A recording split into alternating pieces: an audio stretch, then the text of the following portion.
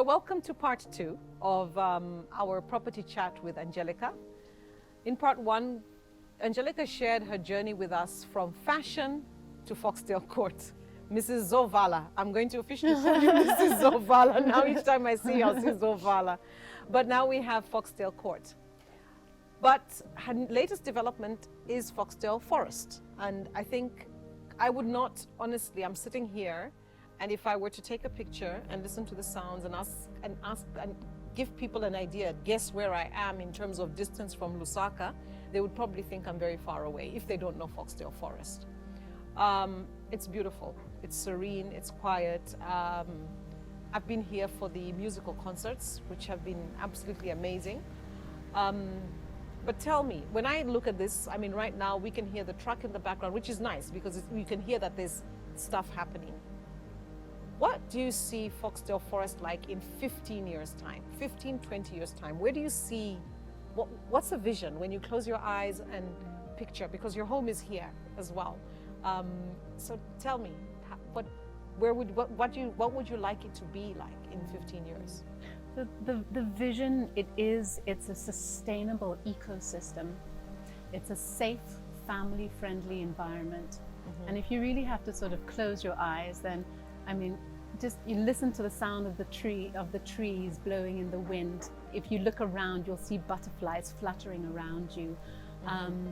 And you'll probably hear the sound of some children's laughter in the background.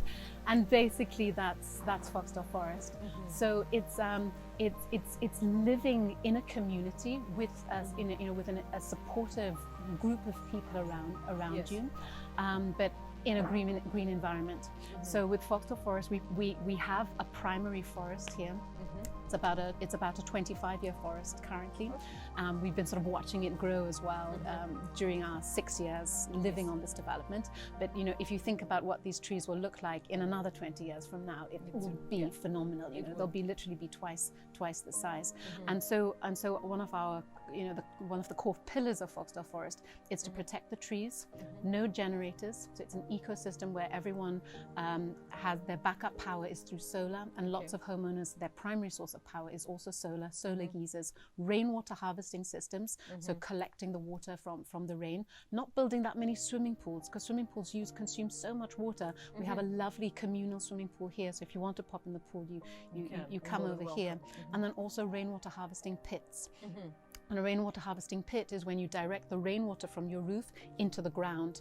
You dig a pit like a soakaway, 3 by 3 by 3 meters deep, and then you layer it with stones, sand, and stones on top, and you just direct your downpipe into that, and then that will the water just soaks right into the ground, and you fill up the biggest underground tank that we have, which is our aquifer, which is our underground water tank. And what we're all doing at the moment is we're pumping water at incredible rates out of the ground, but nobody is putting water back into the ground. And so we've lost these recharge zones in Lusaka, and everyone's so concerned about putting more concrete and slate and tarmac, whereas in Foxdale Forest the roads are gravel.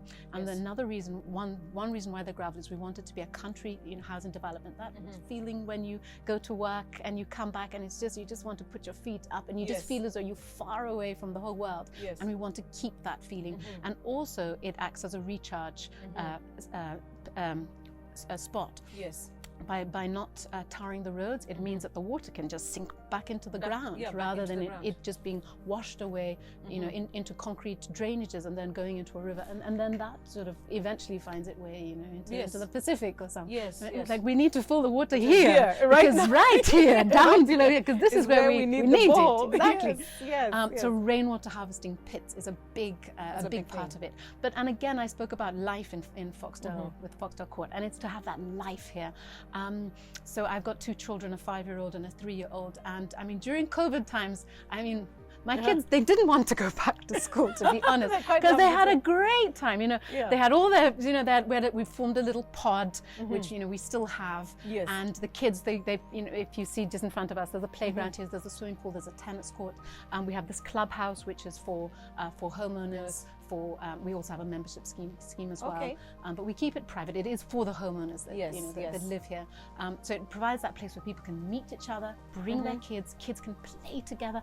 I mean, during COVID, I spoke to so many moms, they're like, my child has just become so isolated of their social skills. Bring them to and that's just like my kids are, it's a small little pod that we had. Yes. But they've got their 6 little friends, in the little pod and just have a fantastic time. So we've got tennis lessons here, there's horse riding lessons. We have a piano teacher that comes to my house and he then teaches all the little kids in the pod. So it's that. It's that concept. You don't have to. I remember when I was young, we'd go for piano, tennis, horse riding, but we'd be sitting in the car half the time. Exactly. Half an hour here, then you have your piano lesson, and half the hour back. And basically, you can do it as with the Foxdale Court, where everything is in one little spot. It's the same thing that we want to create here. And maybe long term, we'll probably have a small little sort of village type mall as well, where you can, work very close to your house. You can there might be a little small little shop. We're very much about the convenience factor, that you can do a lot in very small spaces. And so, it's interesting that it's only sitting on 25 hectares, because I think the sense, I think what people, the perception when you hear Foxdale Forest is something very, very large. But then again, you talked about it in part 1 earlier about the niche, going into that niche, not taking 25 hectares of land, making it a forest. I mean, I honestly, it looks larger than 25 hectares because I think it's the way everything is laid out very, very carefully. So you are 6 years into Foxdale Forest. What's next? Yeah, but maybe if I just finish up the question on where do you see the long-term vision, sort of 20 years from now. I feel Foxdale Forest, it's a little, it's almost like a pilot project. It's like it's a mini little ecosystem and an eco community. And I love having homeowners meetings because we're all like, what does your vegetable garden look like, and how many solar panels do you have, and how's your solar geyser performing, and maybe you should, and we have these lovely discussions all together, and and we're very big on conserving water, so we're quite competitive actually. We monitor our water levels on a weekly basis, how many thousands of liters of water we're using on a week. I currently use 8,000 liters of water a week, which is pretty good, It's like 1 tank of water, and I've got this huge garden, and I do lots of vegetables and all of that. But basically, I speak a lot with our team and our sort of construction team, and we all have this long-term vision that this is something smaller that could be something larger, and I would love people to draw inspiration from sort of what we're doing here, and also then I think all construction should be green. It should be the first thing you do when you build is protect your forest, and protect the trees. People generally like cut down the trees first, then build a wall. Here we don't have any walls, but I would love to see this concept also extended into low-cost housing. And so actually last year with all of our staff, we helped them buy land. Excellent. Pieces of land in sort of the 10 miles area. And we would love to sort of then, maybe 20 years from now, actually to then see that a low-cost housing development being built, but in a completely green sustainable way, because it just makes so much sense. But I think, rainwater sorry to come in, but I think if you look at the village concept, when I talk to my grandmother and she tells us about how they built, they used green. The methodologies, the construction methodologies, going back, the use of cow dung for plaster, the houses were built in such a way that they would be cool in the winter, cool in summer and warm in winter. And they didn't have air cons, they didn't have concrete, so I think there's a lot to be said for us not discarding what we have originally is our African way of doing things, and actually building upon that, as opposed to discarding it and saying that, let's, as you say, build a wall, cut down your trees, because we don't have walls in the village. It's exciting that you're looking at the lower end of the market, and I think there remains a lot of opportunity there for low cost. And I think it's always been a very big challenge how to deliver low cost housing for most developers, because I think the financing structure also becomes very, very challenging. Secondly, I think because we do not have statistics that actually, have we actually quantified, like in the 10 miles area, how many people actually require housing? you know, but it's nice to hear you talk about the low-cost housing and going green with low-cost housing.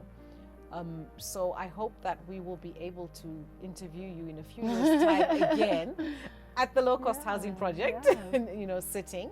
But you know, thank you for your time and sharing your vision of where your journey. In fact, not even so much your vision, but your journey, where you've come from 23 to, you know, all systems go at 23 and still going, you know, which is great. But thank you. Any last words for any aspirational property developers? I believe in yourself. Definitely. Whatever people say, if people might try to knock you down or say you can't do it, or this is, you know, this doesn't make sense, just believe in yourself, and you can, you know, you can do it. You got this. You got this. You got this covered.